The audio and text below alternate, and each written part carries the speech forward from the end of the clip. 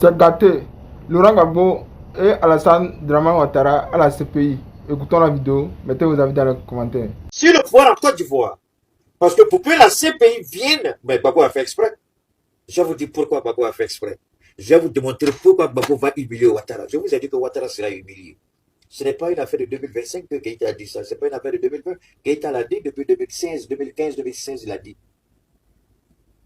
Donc, maintenant, remontons un peu en arrière. Si la CPI décide d'envoyer demain, j'ai tous les problèmes du monde ici avec on m'empêche de faire le direct, c'est un peu compliqué. Attendez, je vais relancer rapidement au niveau de...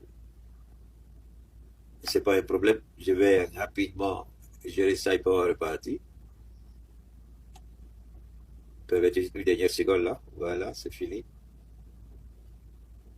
Alors, la question est toute simple. La question est toute simple. Est-ce que le pouvoir d'Abidjan va accepter que, je répète, est-ce que le pouvoir d'Abidjan, écoutez très bien ce que je dis, hein, est-ce que le pouvoir d'Abidjan va accepter de donner mandat ou de donner l'autorisation à la CPI pour venir enquêter en Côte d'Ivoire? Je répète, écoutez très bien. Est-ce que le pouvoir d'Alassane Ouattara, pour que la CPI vienne, il faut que le pouvoir même accepte de donner cette autorisation à la CPI pour venir conclure. Mais, avant de mourir, Jean Kounambani, ancien Premier ministre, qui était le président de cette commission réparation, justice, quelque chose comme ça, il a fait un travail extraordinaire où les résultats du travail ont été remis. Le document a été remis à Alassane Ouattara. Mais ce document n'a jamais été exploité. Ce document n'a jamais permis de faire les réparations. Il n'y a jamais eu de réparation en Côte d'Ivoire. La justice n'a... Mais au contraire, qu'est-ce qui s'est passé? Ce sont les hommes du président Gbagbo Laurent qui ont été arrêtés, qui ont été jetés en prison. D'autres même, jusqu'à la date d'aujourd'hui, n'ont pas eu de jugement, mais ils sont en prison. Il y en a qui sont morts. Il y en a même, on a fait jugement, ils ont été condamnés, ils ont purgé leur peine, ils vont chez eux, on va les enlever encore et puis on va les jeter en prison. Oui, Télé Brahima, c'est son travail. Alors, la question, qu'est-ce qu'il faut faire? Parce que tant qu'il n'y aura pas de justice, ces idiots qui sont au pouvoir pensent qu'ils ont le droit de vie et de mort sur les Ivoiriens. Est-ce que les Ivoiriens savent? C'est Laurent Gbagbo qui a été envoyé à la CPI. 85 témoins. Il y a des témoins même qui ont dit, attends, je vais venir saluer Gbagbo. Je demande la permission même au juge, je ne vais pas aller saluer Gbagbo. Des témoins qui ne connaissent même pas le nom de leur village. Des témoins qu'on a vus morts à la télé, mais qui étaient vivants dans la salle d'audience à la CPI. Des gens qu'on a dit qu'ils ont été tués à Bobo, on les a retrouvés à la CPI.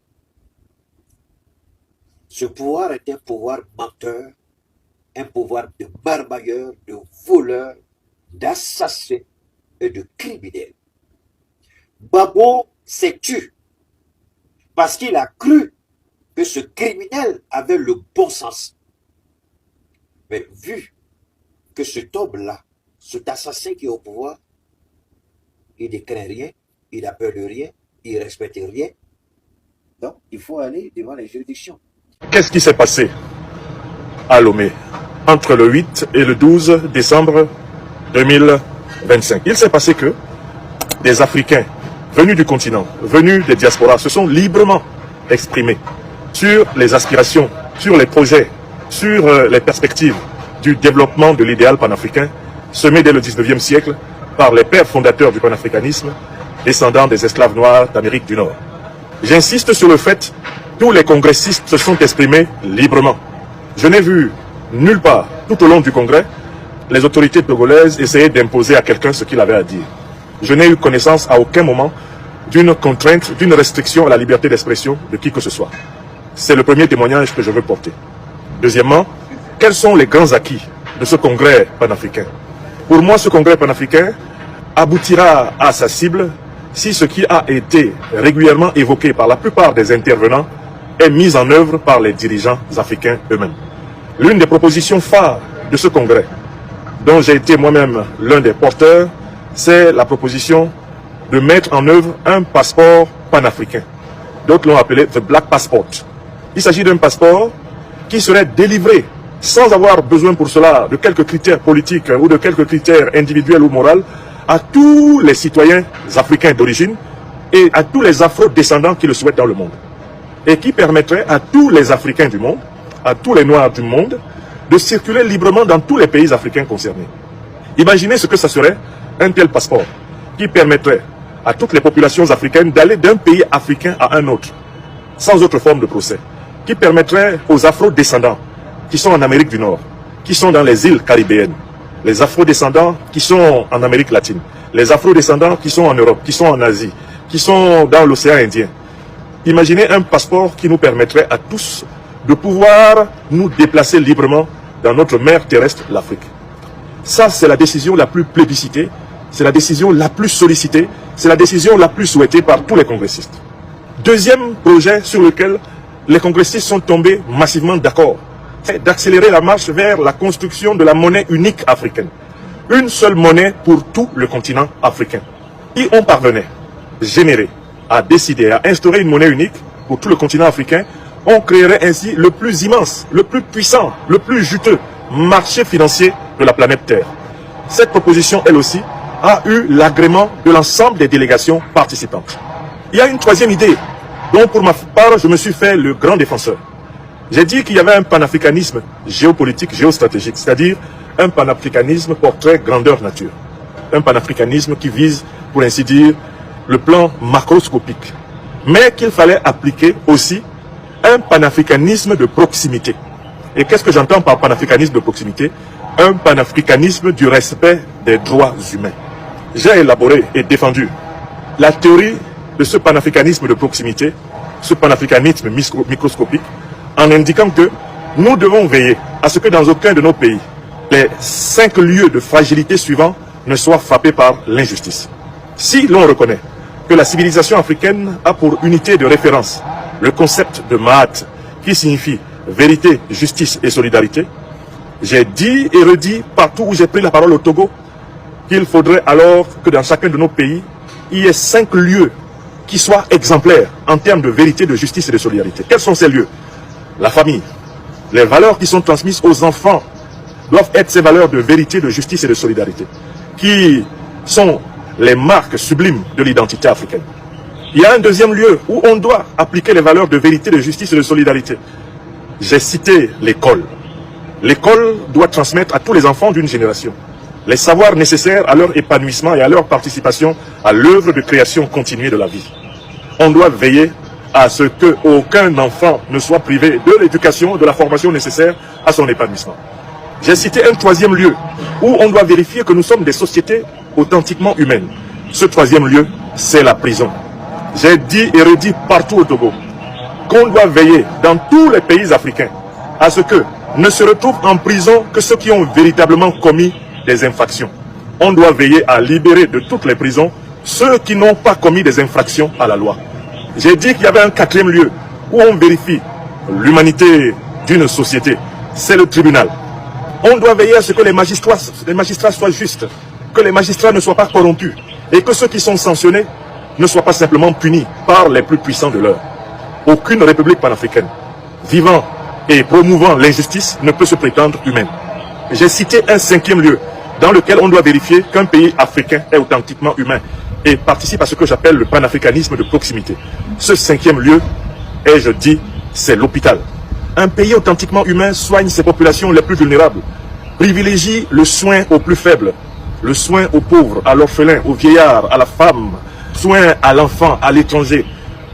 Un pays qui ne soigne pas, eh bien, ses habitants les plus vulnérables n'est pas humain. C'est ce que j'ai appelé la théorie des 5 lieux de la vulnérabilité. La théorie des 5 lieux de l'humanité. Vous l'avez bien compris. Le président Koudou Laurent Gbagbo vient de frapper fort. Partagez la vidéo maintenant, c'est très important. La lettre du président Koudou Laurent Gbagbo, là, pour vous dire ça en clair, kémé. Il n'y a pas plus stratège politique en Côte d'Ivoire que le président Koudou Laurent Gbagbo. Le fait que le président Laurent Gbagbo demande à la CPI de se saisir du dossier de la rébellion là et voir qui a financé la rébellion là, c'est quelque chose qui va créer un gros désordre au RDR et le pouvoir en place. Parce que si la CPI se saisit du dossier, si la CPI, si les avocats du président Laurent Gbagbo rentrent en ligne de mire, Kone Zakaria, Chérif Ousmane, moi je vous dis ça en même temps, il n'y a pas qu'à. Soit vous serez éliminé. Écoutez-moi bien, parce que vous êtes des témoins oculaires. Et Kone Zakaria, c'est-à-dire que c'est le témoin principal de ce financement-là. Parce qu'il a parlé beaucoup. Il y a une vidéo qui circule de toi encore. Il y a une vidéo qui circule de toi. Il te dit ça. Soit le pouvoir en place va t'éliminer, soit ils vont te faire disparaître. Parce que quand la CPI va se saisir du dossier, vous serez obligé de venir. Et si vous ne venez pas, le pouvoir en place là, va se dissocier de vous. Donc il y aura des éliminations physiques. Et toi, tu ne peux pas rester en vie. Dans les cas, vous pensez que Laurent Gbagbo est bête de faire ce qu'il a fait là? Vous pensez qu'il était bête de faire ce qu'il a fait là? Et Maître Altite va être dans vos dos, vous allez dormir. Non, vous ne pouvez pas dormir. Vous allez venir expliquer aux Ivoiriens qui est-ce qui a financé la rébellion et pourquoi vous avez parlé beaucoup pendant la rébellion. Donc, chérie, tous les commandants de guerre, là, tous les chefs de guerre, là, il faut vous apprêter. Parce que soit le pouvoir vous élimine un à un pour ne pas vous partez les vendre à la CPI, soit là, vous allez disparaître. En tout cas, il n'y a pas de solution parce que Draman ne va jamais vouloir que quelqu'un parte à la CPI là-bas pour mentionner son nom. Il ne va jamais vouloir. Donc tous ceux qui ont participé à cette rébellion qui ont endeuillé les Ivoiriens, où le président Laurent Gbagbo a été acquitté, attachez vos... Tous les pays qui ont décidé de se défaire de la France avancent. Tous les pays qui ont compris à un moment que cette amitié avec la France n'est pas une amitié qui paye, tous ces pays-là avancent. Mais nous sommes encore dans ces pays-là qui sont accrochés à cette amitié-là. Non, la France, sans la France, on ne peut pas s'en sortir. Ouh, non, non, non, si la France n'est pas avec nous. Ah, si la France n'a pas validé. Non, si la France n'a pas donné son OK. Non, la France, la France, la France. La France, et puis quoi? De quoi est-ce que les Africains ont peur? De quoi nous avons peur? Pourquoi nous avons peur de prendre nos responsabilités? Pourquoi nous avons peur de dire qu'on n'est pas d'accord? Pourquoi nous avons peur de dire ensemble, de nous unir une fois ensemble, de nous mettre ensemble pour dire que ça là, on ne veut pas? La Chine avance parce que la Chine ne fait pas les trucs comme les Européens. La Chine ne fait rien comme les Américains. La Chine fait les choses comme les Chinois. Quel jour, nous, Africains, nous, on fait les choses comme nous-mêmes? Comme ça nous plaît, comme ça nous va, comme ça nous touche, comme ça nous aide? Non. Regarde, c'est tellement triste que ici, là, quand tu portes habit traditionnel, on te demande si tu vas au funérailles. Quand tu portes habit traditionnel, les gens te demandent si tu vas au village. Parce qu'on estime que l'habit traditionnel, ton pagne traditionnel, là, tu ne dois pas porter ça parce que tu es trop moderne. Il y a une expression qu'ils ont maintenant, tu es un choco. Donc toi, tu ne peux pas porter habit de ton village. Mais c'est sur quoi on se base? Aujourd'hui, c'est triste de voir que les autorités africaines aiment s'exhiber en veste. Veste là, ça vient de chez vous. Veste, cravate. Toi, tu penses que tu peux nouer cravate mieux qu'un Français, mieux qu'un Anglais, mieux qu'un Croate? Non. Pourquoi? Pourquoi est-ce qu'on a peur de faire les choses comme nous-mêmes? Pourquoi est-ce qu'on a peur? Alors que quand on regarde autour, on voit que tous ceux qui essaient de faire les choses comme eux-mêmes là, ils avancent. Ils avancent. Les amis, ils sont venus, ils nous ont dit que non. La polygamie, avoir 2 femmes, avoir 3 femmes, c'est pas bon. Aujourd'hui là, tout le monde est convaincu que non, on ne peut pas avoir 2 femmes. Hey, nous, nos parents ont eu 17 femmes, 15 femmes, 20 femmes. Ça fait partie des traditions africaines. C'est comme ça qu'on est. Donc, ça veut dire que avoir 2 femmes, ça c'est pas bon. Mais c'est coucher avec un enfant, c'est bien. C'est ça. Avoir 2 femmes là, ça c'est pas normal. Mais c'est 2 garçons qui vont coucher ensemble là, ça c'est normal. Et nous aussi, Africains, on est là, on suit. Nous on suit, comme nous on n'a pas de décision, comme nous on n'a pas d'orientation, nous-mêmes on n'a aucune envie objective de faire quoi que ce soit selon nous-mêmes. Il faut que les gens ils disent oui, et puis on suit, même si c'est pas bon, même si on est conscient que c'est pas bien, on suit quand même. De quoi est-ce qu'on a peur? De quoi est-ce que les Africains ont peur? Pourquoi on a peur? Tous les gens qui ont décidé de s'émanciper, qui ont décidé de fonctionner par eux-mêmes, ce n'est jamais facile, mais ce n'est pas impossible, parce qu'au bout là, ça paye. Mais nous, on est tellement fiers d'être dans les zones de confort au présent. Maintenant, immédiatement, les gens veulent avoir tout maintenant là. Donc, ils sont obligés d'accepter n'importe quoi. Il faut accepter. Faut accepter. Si tu acceptes, tu vas avoir ton petit lait, tu vas manger et puis tu seras en paix, tranquille. Au Bénin, c'est vrai qu'il y a eu un coup d'État. Mais qui en est le vrai responsable? Maintenant que les esprits se sont calmés, nous allons nous poser les bonnes questions pour comprendre réellement ce qui s'est passé au Bénin. Parce que le 7 septembre, un groupe de militaires s'est présenté à la télévision nationale béninoise, informant la communauté nationale béninoise et à la communauté internationale qu'il venait tout justement de mettre fin au régime de M. Patrice Talon. Il accusait M. Patrice Talon de beaucoup de choses. Et les raisons qu'ils ont avancées pour justifier ce coup d'État étaient connues de tous les Béninois. Mais nous autres, nous ne connaissions pas ces raisons. Donc c'est pourquoi je me suis donné l'autorisation de creuser de ce côté afin de voir clair dans cette affaire. Je me suis surtout intéressé de la relation que M. Patrice Talon entretient avec l'opposition béninoise. Ce que j'ai découvert et ce qui suit. M. Patrice Talon, en tout cas à en croire cette ONG béninoise, en abrégé ici, AFHR, qui a publié en 2024, a mis en prison plus de 60 jeunes activistes, soit de la société civile ou soit des partis politiques. Je vais citer quelques prénoms pour permettre aux uns et aux autres de savoir l'exactitude de ce que je suis en train de vous dire. Il y a Aboubari Aliou, Agani Alfred, Aken Gilbert, Babio Salifou, Boni Alphonse, Charles Salomon, Donion Pascal, Sambo Diamiou, Yunana Augustin, etc. Tous ceux-ci sont encore en prison. Je n'ai vu aucune information faisant état de leur libération.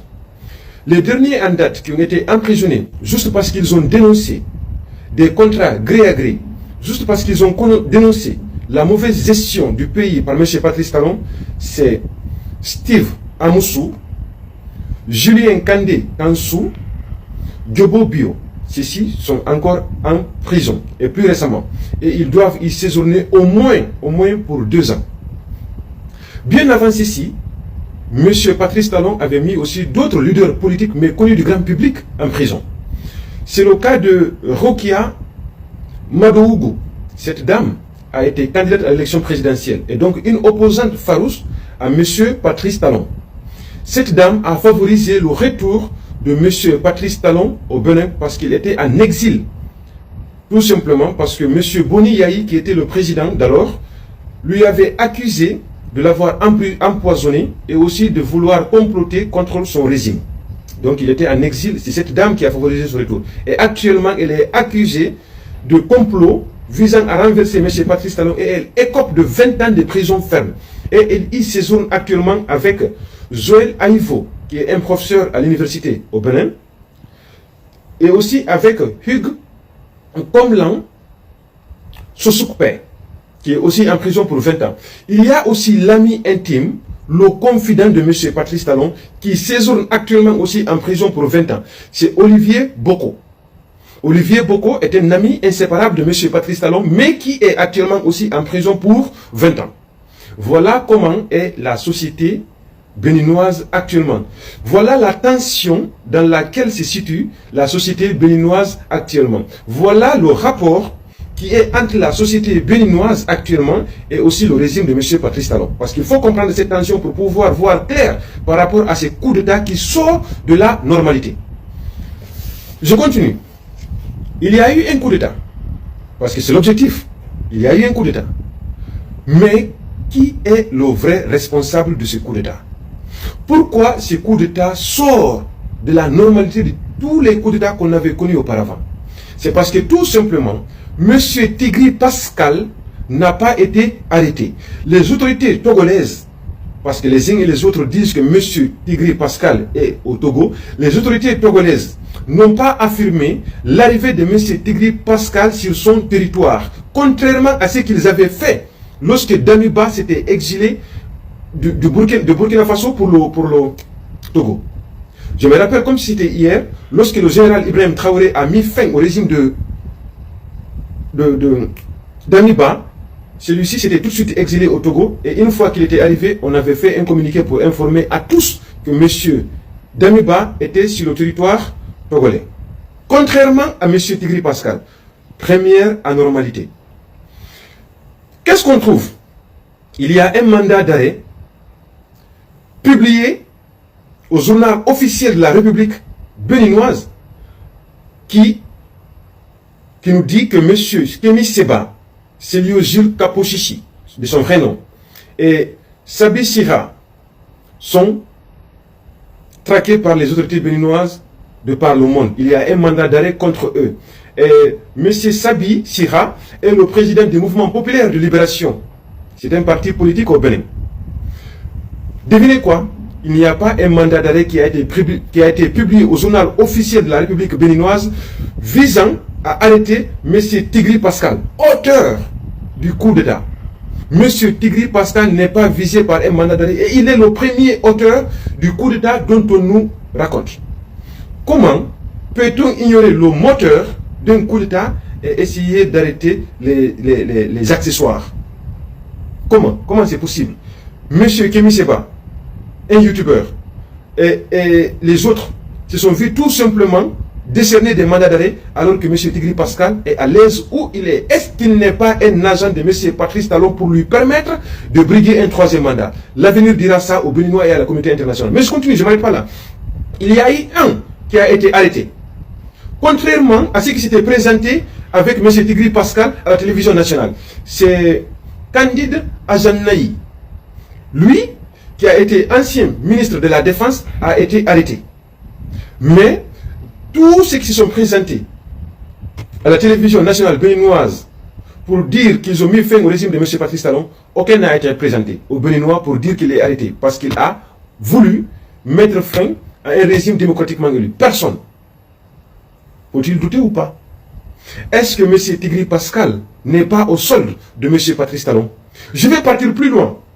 J'ai essayé de chercher, beaucoup recherché, pour voir effectivement si je pouvais trouver les images du bombardement, comme on nous le faisait comprendre, de l'État nigérian sur le territoire béninois. Je n'ai trouvé rien, aucune image de l'intervention militaire des Nigériens sur le territoire béninois n'est visible. Rien, il n'y a aucune image, en fait. Et aussi, il n'y a aucun militaire de la CEDEAO sur le territoire béninois qu'on a vu. La grosse question, tout ça, c'est pourquoi?